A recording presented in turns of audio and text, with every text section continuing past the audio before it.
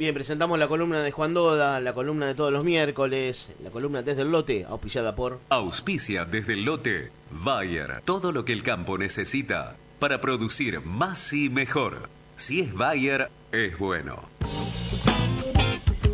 En la era de la robótica y la biotecnología, la gestión y el conocimiento agronómico son herramientas clave para ajustar los números del negocio agropecuario. Desde el lote, historias de vida que dejan huella de productor a productor. Juan, bienvenido, buen día, feliz día, ¿cómo estás? ¿Qué tal, Martín? Jorgelina, muy feliz día para ustedes también. Bueno, Buen día y muchísimas feliz día, amigo, gracias. Un honor tenerte todos los miércoles, un honor que seas parte de este equipo. Un placer estar subido al barco que usted conduce. Espero que no nos agarre la tormenta en el mar, Juancito. No vamos a zafar, seguramente. Así es. Tenemos el marinero, el señor Alejandro Heredia, que todos los días nos está dando una mano, así que bueno, estamos a salvo, creo que con Heredia. Qué grande, Heredia. Bueno, a ver, vamos a rotar mi amor, dice así el título de la columna del día de hoy. Obviamente vamos a hablar de rotación, ¿no? Sí, de un productor, específicamente de la zona de Ramallo. Sí. Empezó como empleado de comercio en una cooperativa y hoy ya lleva 35 años en la actividad agropecuaria. Mira vos, Martín. mira vos. Trabajó muchos años con su hermano y hace 5 años empezó a desandar el camino solo, como productor y como contratista. Y aquí viene el porqué del título de la columna. Sí, Porque siembra un popurrí de cultivos. sí. En Fina siembra trigo, alpiste, colza, avena, arveja. Hace poco incursionó con un poco de mijo, que lo embolsan y lo comercian para engordes ahí en la zona. Y por supuesto en Gruesa van con soja y maíz, pero también hacen algo de maíz pichinggallo como una especialidad. Sí. Me contaba hace un rato, volví a hablar, me contaba que sembraron unas 170 hectáreas de avena en estos días, que les permitió que no llovió. Colza, unas 60 hectáreas, me decía el mercado un poco deprimido de colza, pero igual sembraron. Y también estaban sembrando, por supuesto, trigo. Sí. Hablando del trigo, Martín, vos sabés que la campaña pasada, este productor, Mario Pascual, y ahí de la zona de Ramallo, me decía que no estuvieron muy afectados por las lluvias, como que esa zona zafó bastante, porque en el contexto y a 50, 60 kilómetros para un lado y para otro, la verdad que sí estuvieron Sí, el complicados. escenario es complicado, así es. Me contaba que la campaña pasada, la 2016-2017, el trigo en su planteo pasó de ocupar 200 hectáreas a 500 hectáreas, Martín. Sí. Y esta campaña pronostica sembrar 600 hectáreas, o sea, un poco más de lo que hizo ya el año pasado. Muy bien. El trigo en sus planteos de invierno ocupa el 50% de la superficie. Y antes, en otros momentos en los que el trigo estaba más complicado, el trigo solamente tenía el 20% de la superficie. El resto lo completaba con todo lo que mencionaba al principio, con ese popurrí de cultivos. Bien, perfecto. En cuanto a trigo, apuntan a calidad, pero también apuntan a calidad a cámara, porque están ahí cerca de Bunge, de Ramallo, y les conviene exportar ahí directamente. En cuanto a la arveja, Martín, la usan como una rotación ideal con el maíz, con un maíz que después le queda que no es un maíz ni temprano ni de segunda, ubicado bien en fecha, para diversificarlo. Perfecto. También la avena le sirve para hacer cobertura, y el alpiste, que se comercializa bien en la zona, y después del alpiste también se hace maíz. Ahora bien, ¿cuáles son los beneficios, Martín, de diversificar? Lo que él me decía a modo de chiste es: tranquilidad no me da, porque todo el tiempo estoy haciendo algo o tengo algo para hacer. Si no estoy Sí. sembrando una cosa, estoy pulverizando otra, y si no, cosechando otra más. Pero sí le da tranquilidad porque son diferentes mercados que manejan variables distintas, de alzas y bajas. Te decía al principio que él me decía que la colza no está pasando un buen momento, pero quizás sí la arveja o la avena. Entonces, desde el punto de vista económico, en su estructura empresarial, sí les sirve y mucho. Y también, por supuesto, Martín, les da una tranquilidad en lo productivo, Sí. porque el hecho de poder rotar les permite hacer un mejor manejo de las malezas. Como última apostilla, antes de entrar en el audio que generé en la charla a partir con este productor, Mario Pascuali, los rendimientos de la cosecha gruesa, me decía que anduvieron muy bien. En soja la media de la zona es de 25 o 30 quintales y se estaban cosechando 40 quintales. Ah, bien. Y el maíz también anduvo bien, el maíz de primera anduvo en los 90 100 quintales, cuando la media es de 80, y esperaban el maíz tardío, que todavía les quedaba en pie, que creo que es el único cultivo que les queda en pie, también iba a andar en un buen rendimiento. Si querés entonces, Martín, los invito a escuchar el audio con este productor y contratista, Mario Pascual, y ahí de la zona de Ramallo, que repasa sus preocupaciones productivas y económicas, y se anima a compartir sus propios desafíos. Bien, lo escuchamos.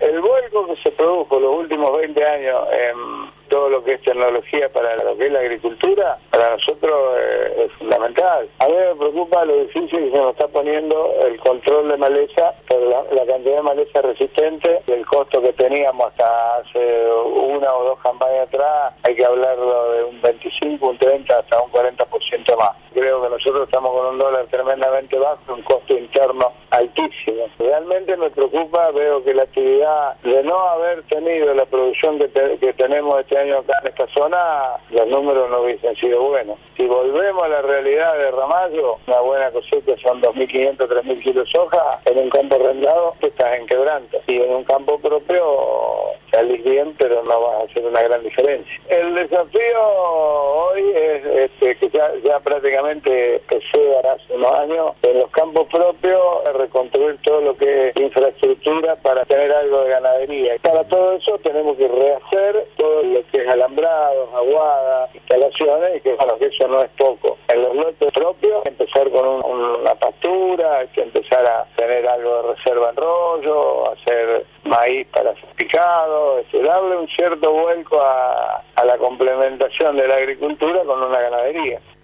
Bien, ahí estaba Mario Pascuali, productor agropecuario de la provincia de Buenos Aires, un sinónimo de rotación de cultivos, ¿no? Un claro ejemplo de cómo se debe rotar los cultivos. Si tuviste la posibilidad de hablar, Juan, con Mario sobre un tema que vos siempre planteás en tu columna y que está relacionado con la comunicación.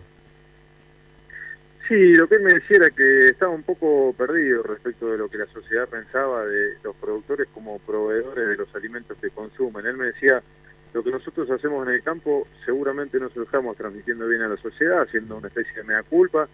También me decía, no sé por qué, pero la imagen del productor hoy cayó muchísimo, incluso en las comunidades chicas. Esto es algo que venimos hablando bastante, que vos lo hablás también en la columna con Víctor Piñeiro. Sí, te está escuchando Víctor en estos momentos, Juan. Se está esperando en línea. Es un tema, porque generalmente nosotros pensamos que esta deficiencia comunicacional de qué se hace en el campo solamente tiene que ver con lo que ocurre en las grandes ciudades. Y la verdad que no es así. No, en no las es pequeñas ciudades, con el corazón productivo enorme, también pasa. Así es, totalmente de acuerdo. Ahí, ¿me estás escuchando, Víctor? Buenos días y feliz día para todos. Feliz día, amigo. Gracias por estar ahí del otro lado. ¿Tenés algo para aportar a esto de que decía Juan? Yo coincido plenamente, ¿no? Que los problemas de comunicación están no solo en las grandes ciudades, sino también están en las ciudades del interior. Sí, le coincido que el proceso funciona de la misma manera. Es paradójico que en esas situaciones de pequeñas comarcas, digamos, donde la relación y el agro todavía está estrechamente vinculado y ahí calle por medio con la vida social de los pueblos suceda, pero es así.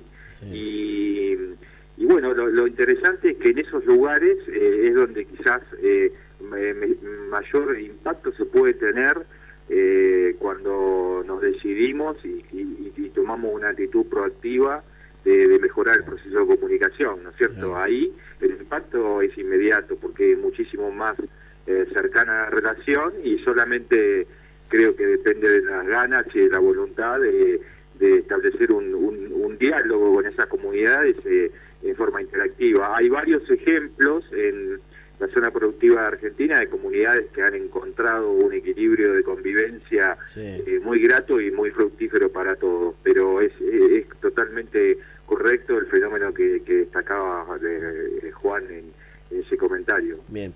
Yo creo, Víctor, Martín, perdón, Jorgelina, que la clave está por los colegios. Claro. La clave está desde ahí, desde ese momento. Es desde abajo hay que empezar. Sí, para contar, para que se conozca qué se hace. Después cada uno puede opinar lo que quiera, pero por lo menos para tener un conocimiento de qué es lo que se hace y cómo se lo hace. Sí, y a veces, y también, a ver si en esto vas a coincidir, Juan, y también vos, Víctor, y también no hay que bajar los brazos cuando las puertas no se abren. A ver, ¿qué digo? ¿Qué quiero decir con esto? En muchas oportunidades nos hemos encontrado con productores o con dirigentes que bajan los brazos a veces cuando quieren instalar un tema relacionado con el campo, por ejemplo en una escuela o en una entidad de bien público de las ciudades, y no le prestan demasiada atención, es decir, le cierran la puerta de la casa. No hay que bajar los brazos, hay que insistir para seguir instalando estos temas que nos competen a todos. Yo ayer, realmente con mucha sorpresa, veía un programa, un noticiero de cable, y lo escuchaba a través de Radio Latina también, que había un doctor, un médico, hablando de los transgénicos, pero además con una agresividad y con un desconocimiento que realmente me llamaba la atención. Era un médico el que estaba hablando. Entonces digo, me parece que hay que ir tomando cartas en el asunto, porque obviamente los grupos ambientalistas y todas aquellas personas que son muy críticas de cómo se realiza la producción agropecuaria tranquilas hacia adentro, bueno, ese discurso... Intereses contrapuestos. Exactamente, está avanzando y mucho, y del lado del sector agropecuario son muy pocas las voces que salen a defender la producción, ¿no? Sí, pero yo creo que, perdón Víctor, creo que pocos se interiorizan en el corazón del tema antes de opinar, y muchas veces ocurre que lo que prima a la hora de opinar es el miedo, como cualquier cosa que nosotros desconozcamos de otro sector de la economía o de cualquier situación. Sí. Si a vos te advierten respecto de algo, seguramente vas a actuar por las dudas, vas a decir, y bueno, pero qué sé yo, o sea, me parece que el miedo acá prima mucho a la hora de tomar una decisión o de opinar o de hacer o no hacer. Y me parece que, bueno, justamente el tema de difundir y de hacer conocer qué es lo que se hace en el campo y quiénes trabajan en el campo, que también es esa otra falencia, me parece que eso ayudaría mucho. Así es. Juan, cerramos tu columna, gracias por todo, y ahí nos quedamos con Víctor para seguir reflexionando sobre la comunicación en el agro. Gracias, Juan, abrazo grande y hasta la semana que viene. Muchísimas gracias por el espacio, hasta la semana que viene. Juan Doda con su columna Desde el Lote, auspiciada por... Auspicia Desde el Lote, Bayer. Todo lo que el campo necesita para producir más y mejor. Si es Bayer, es bueno.